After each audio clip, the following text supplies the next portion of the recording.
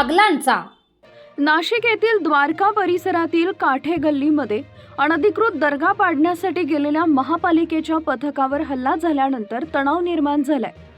परिसरातील वीज पुरवठा खंडित झाल्याचा फायदा घेत जमावानं रात्री अचानक केलेल्या दगडफेकीत 4 महापालिका अधिकारी आणि 21 पोलीस कर्मचारी जखमी झालेत। या हिंसाचारात पोलिसांच्या 5 वाहनांचंही नुकसान झालंय।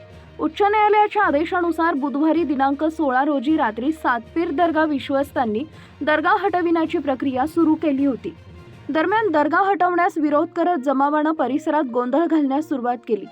जमाव हिंसक झाल्यानं पोलिसांनी जमावावर लाठीमार करत अश्रुधुराचा वापर केला।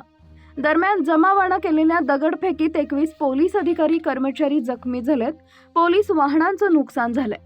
मध्यरात्री 2 वाजता परिस्थिती नियंत्रणात आली। त्यानंतर अतिक्रमित दर्गा काढण्यात आला।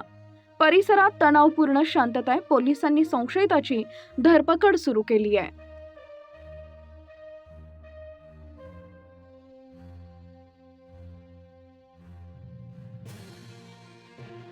या ठिकाणी एक दर्गा आहे, सातपीर बाबा दर्गा। माननीय हायकोर्ट यांच्या निर्णयानुसार जो दर्गा आहे त्याचं हायकोर्टच्या निर्णयानुसार जे दर्ग्याचे ट्रस्टी आहेत आणि प्रतिष्ठित व्यक्ती आहेत त्यांनी स्वतःहून हे बांधकाम हायकोर्ट यांच्या आदेशानुसार काढण्याचं ठरवलं होतं।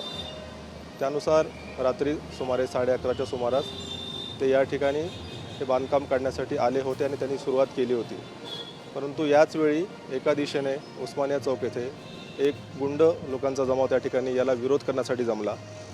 त्यांना समजवण्यासाठी हे दर्ग्याचे ट्रस्टी तसेच प्रतिष्ठित नागरिक त्या ठिकाणी गेले। त्यांना देखील जुमानलं नाही। पोलीस स्थानिक त्या ठिकाणी जे हजर होते, अधिकारी होते, वरिष्ठ अधिकारी होते, त्यांनी देखील त्यांना समजवण्याचा प्रयत्न केला, परंतु त्यांना देखील त्यांनी ऐकलं नाही। न ऐकून उलट त्यांनी प्रतिष्ठित नागरिक तसेच पोलीस पथकावर दगडफेक केली। दगडफेक करून त्यांनी काही गाड्यांचं नुकसान केलं। त्याबद्दल त्यांना तात्काळ नियंत्रित आणण्यासाठी सौम्य बळाचा वापर करून त्यांना नियंत्रित आणण्यात आलेला आहे। सध्या परिस्थिती पूर्णपणे शांतता आहे। 15 लोकांना याच्यामध्ये ताब्यात घेण्यात आलेलं आहे। 57 मोटरसायकल ज्या संशयिताच्या आहेत त्या देखील ताब्यात घेण्यात आलेल्या आहे। सध्या परिस्थिती पूर्णपणे शांत आहे। यामध्ये 21 पोलीस अधिकारी व अंमलदार यांना किरकोळ दगडाचा मार लागलेला आहे। सध्या परिस्थिती पूर्णपणे शांत आहे।